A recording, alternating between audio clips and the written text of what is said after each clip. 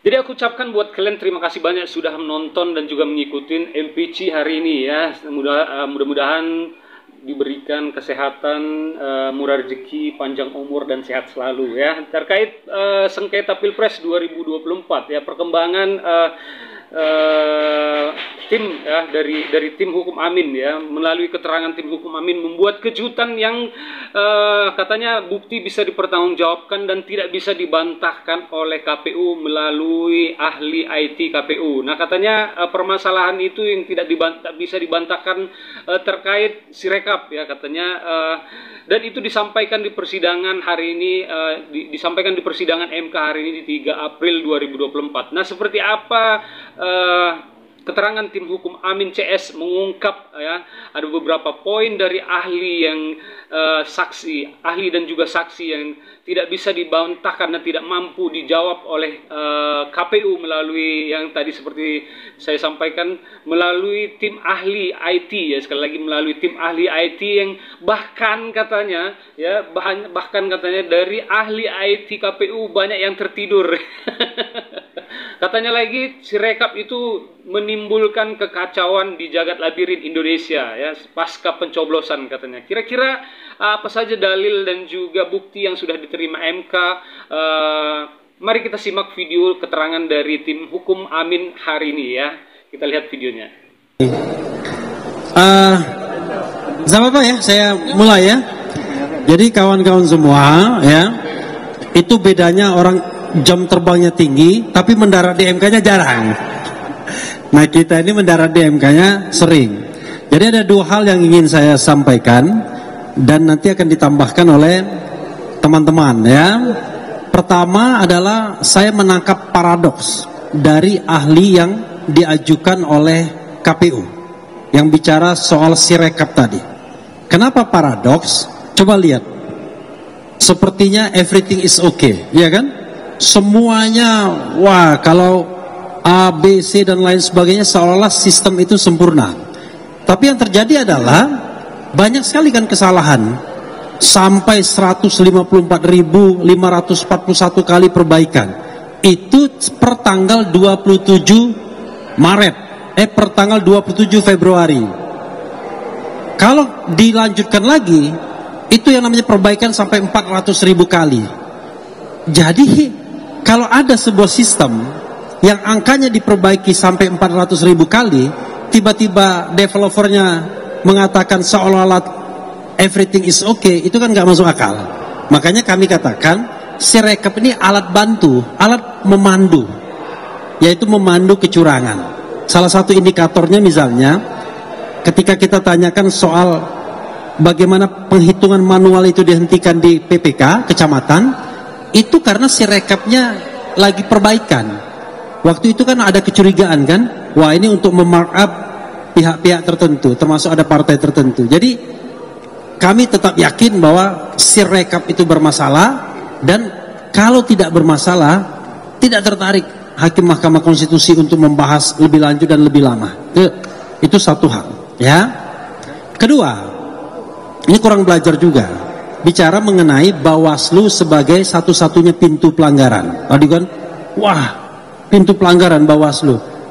Ini kalau dia baca, malu sendiri, baca putusan pemilihan presiden tahun 2004, MK sudah mengatakan, MK itu bukan lembaga banding. Bukan lembaga banding Bawaslu, bukan lembaga banding KPU. Tapi MK itu adalah the guardian of the constitution, penjaga atau pengawal konstitusi. Jadi MK bisa mengecek semua governance pemilu kalau dirasakan memang ada pelanggaran terhadap prinsip-prinsip berpemilu, yaitu langsung, umum, bebas, rahasia, jujur, dan adil. Jadi tidak peduli apakah suatu pelanggaran itu sudah ditangani Bawaslu atau tidak. Sepanjang MK masih menganggap ada pelanggaran konstitusi sebagaimana kami dalilkan, maka tidak terhalang mahkamah ini untuk memproses. Itu yang harus kita pahami. Yang ketiga, kita paham, anak kecil pun tahu, yang namanya hitung manual itu memang yang menjadi official result of the election, ya kan? Hasil resmi, orang udah tahu semua. Tetapi yang kita persoalkan itu adalah hasil berjenjang ini kami dalilkan dipandu oleh kecurangan Sirekap. Dan kita tidak bisa kontrol bagaimana penghitungan berjenjang di 823.236. Tadi 236 dia bilang. Padahal kita sebelumnya tahunnya 220. Ya. Nanti dicek 823.220 apa 823.236 TPS di seluruh Indonesia. Karena banyak sekali penggelembungan suara, pemalsuan C hasil dan lain sebagainya. Tidak ada yang bisa mengontrol 823.000 lebih TPS tersebut. Makanya alat bantunya adalah Sirekap. Tapi kalau Sirekap bermasalah, kita nggak punya panduan. Kita tidak punya patokan bagaimana yang benarnya itu. Itu satu sisi, dan mudah-mudahan nanti sisi lain termasuk juga hal-hal lain yang akan berkembang setelah ini. Makasih. Mas Bambang, Mas Bibi. Saya izin beberapa hal saja. Bagian pertama, persidangan tadi menggambarkan apa? Satu, teman-teman KPU hanya menampilkan ahli yang berdasarkan IT dan Sirekap. Itu artinya apa? Dalam hukum ya, semua dalil-dalil permohonan kami tak mampu dibantah oleh KPU. Karena dia tidak menggunakan forum tadi untuk mengcounter dalil-dalil yang kami ajukan. Ada 11 dalil. Jadi kami berkeyakinan atau berkesimpulan melalui proses tadi, KPU dengan sengaja tidak menjawab dalil-dalil kami melalui proses pemeriksaan ahlinya. Karena ahlinya semuanya soal IT saja. Padahal di bagian kami, permohonan kami, IT itu kita taruh paling belakang. Itu bagian yang pertama yang sangat penting sekali. Bagian yang kedua yang juga sangat penting, pihak terkait argumennya itu cuma satu dari sejak persidangan. Argumennya itu apa? Rekapitulasi manual, nggak berubah. Kolega saya Hotman itu nggak ada itu. Jadi dia ngapain datang ke sini begini-begini? Sebenarnya hasilnya nggak perlu ada Hotman. Jadi kalau saya lihat banyak yang tidur pula. Jadi saya mau bilang argumennya itu sederhana, simple, dan tak bermutu sebenarnya. Kan cuma ngomong itu saja. Mari sekarang kita periksa saksi-saksinya. Itu kedua ya. Yang ketiga, yang dipersoalkan oleh kami dalam Sirekap itu bukan sekedar teknologinya, tapi apakah teknologi yang dibangun dengan duit yang begitu banyak bisa dipertanggungjawabkan sehingga tidak terjadi inefisiensi, ineffectiveness. Itu yang terjadi. Karena ini apakah dia akan melanggar prinsip dan azas. Itu yang penting, karena dalil pertama kami itu. Sirekap itu menimbulkan kekacauan di jagat labirin publik di Indonesia pasca pencoblosan. Mari kita konfirmasi. Saya berterima kasih dengan ahli-ahli yang datang. Walaupun tadi dua adalah orang yang menjadi bagian dari KPU. Dan yang satu kemudian mengatakan, gini, untuk apa Sirekap? Kalau betul Sirekap tidak diperlukan sesuai dengan keahlian yang pertama, maka kita harus laporkan ini. Karena untuk apa ada program Sirekap dibuat dengan duit yang miliaran rupiah itu, kalau oleh ahli nomor satu itu dianggap untuk apa Sirekap ini? Kita diskusikan. Dia bilang itu kayaknya pepesan kosong. Dan itu mengerikan. Mari bacaan saya mengenai Sirekap itu dibangun agak berbeda dengan situng. Karena dia dipakai sebagai instrumen untuk mengontrol rekapitulasi hasil melalui manual. Jadi itu instrumen yang sangat penting sekali. Bahwa prosesnya yang nomor dua, ahli nomor dua itu malah lebih wise, saksi ya.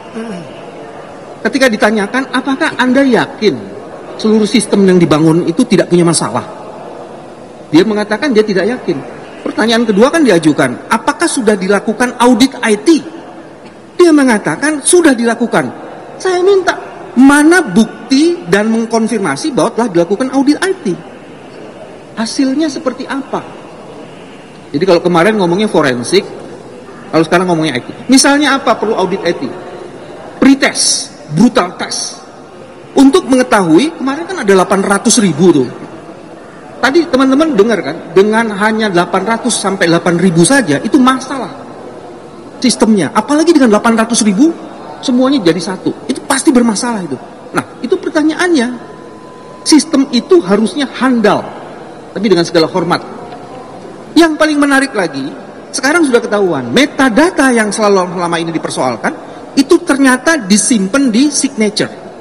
Oke, tapi pertanyaan lebih lanjutnya, di image signature itu ternyata itu masih bisa diubah.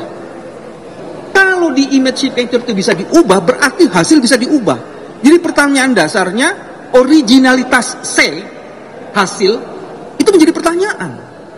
Yang kita uji ini ketika direkap itu, sebenarnya C yang validitasnya bisa dipertanggungjawabkan atau tidak? Tadi misalnya pertanyaan yang gini, oke, selama ini orang ribut angka. Bagaimana kalau di C hasil itu tanda tangannya beda? Atau tanda tangannya seragam semua, tarikannya sama semua? Ini C hasil yang bisa dipertanggungjawabkan nggak? Ini bukan soal angka loh. Angka itu nggak akan ada gunanya kalau tidak divalidasi oleh tanda tangan. Dan si rekap itu tak mampu mengenali itu ini yang oke punya atau tidak, nggak ada. Apalagi bukan hanya di satu, halaman 1, halaman 2, halaman 3 itu bisa beda. Terus gimana mengkonfirmasinya? Nggak ada. Jadi saya ingin mengatakan terima kasih kepada teman-teman yang membantu si rekap. Ada progres, memang harus diperbaiki dan ada potensi yang banyak sekali yang sebenarnya itu kalau dalam istilah ini kita menemukan mens rea di situ yang potensial menjadi penyebab untuk kita dorong karena potensi fraudnya ada di situ. Nah, ini nanti kita serahkan kepada hakim. Nah, yang lebih penting dari itu adalah teman-teman sidang tadi mencoba menegakkan marwah dan kehormatan. Karena ada orang yang tak pantas menjadi lawyer dan merusak kehormatan lawyer lainnya di tim itu. Kasihan. Kolega saya melakukan itu. Walaupun itu di tim yang lainnya. Mudah-mudahan keangkuhan dan kesombongannya itu bisa diperbaiki di kemudian hari. Saya mau berhenti sampai di situ. Terima kasih. Tambah dikit ya. Sebelum ditutup ya. Tadi kami perlu menggarisbawahi apa yang disampaikan oleh ahli yang diajukan oleh Bawaslu, Profesor Muhammad. Jadi dari beberapa keterangan yang disampaikan, ada satu hal yang menjadi highlight kita, highlight kami tentunya pemohon, bahwa masih ada ruang. Jadi ketika tadi ada pertanyaan kepada ahli, apabila ini sudah dilaporkan pelanggaran kemudian sudah tidak ada lagi pintu, ternyata ahli menyatakan bahwa pintu lain masih terbuka sepanjang keadilan itu masih belum diperoleh. Jadi keterangan ini mengkonfirmasi bahwa mengenai kewenangan mahkamah mengadili itu terkonfirmasi ada gitu. Apalagi kalau kemudian kita menyaksikan, menyimak keaktifan hakim hari ini. Ya, majelis hakim hari ini yang sidang-sidang sebelumnya, yang paling kanan siapa? Pak Mansur sama Pak Arsul Sani. Beliau Arsul Sani ya. Keduanya dalam sidang sebelumnya tidak pernah bertanya. Nah, hari ini bertanya. Dr. Ridwan Mansur menanyakan bagaimana kinerja Bawaslu yang ada laporan-laporan tapi tidak ada penegakan hukumnya. Nah, meskipun dijawab oleh ahli tidak sesuai. Kemudian Dr. Arsul Sani menanyakan bagaimana proses sirekap itu yang ternyata metadatanya tidak ada, gitu. Apalagi di daerah yang tidak ada internet, tidak ada signal, harus dibawa dulu ke kabupaten kota. Nah, yang terakhir, ya, kami menyampaikan bahwa keputusan KPU mengenai penetapan perolehan suara itu belum final, ya, masih bisa dibatalkan oleh Mahkamah Konstitusi, baik atas dasar alasan pelanggaran sirekap ataupun pelanggaran persyaratan calon. Jadi jangan euforia dulu pasangan calon yang saat ini unggul suaranya, potensi dibatalkannya itu cukup tinggi dan itu ada, gitu. Jadi tunda dulu pembahasan tentang bagaimana koalisi kursi-kursi menteri berikutnya, karena belum tentu loh keputusan KPU mengenai penetapan hasil ini akan berlanjut dengan penetapan pasangan calon terpilih. Kalau PSU bagaimana? Nah, bisa berubah komposisinya. Jadi itu ya hari ini yang bisa kita sampaikan. Nanti kita istirahat dulu, setelah itu kita dengar bagaimana keterangan saksi 7 orang yang dari Bawaslu. Setelah itu nanti kita bisa jumpa lagi. Oke, terima kasih. Assalamualaikum warahmatullahi wabarakatuh. Ya, jadi itu yang disampaikan dari tim hukum Amin CS ya, katanya ada beberapa poin ya, 2 poin ya terkait Sirekap dan juga pencalonan cawapres ya Gibran Rakabuming Raka ya. Jadi katanya jangan euforia dulu karena kemungkinan besar ya MK akan menerima gugatan dan hingga adanya kesempatan pemilu ulang ya, 2 putaran. Jadi terima kasih banyak buat sahabat MPC yang masih mengikuti terus update. Jangan lupa diklik tombol subscribe-nya, like dan juga komennya. Oke, wassalam.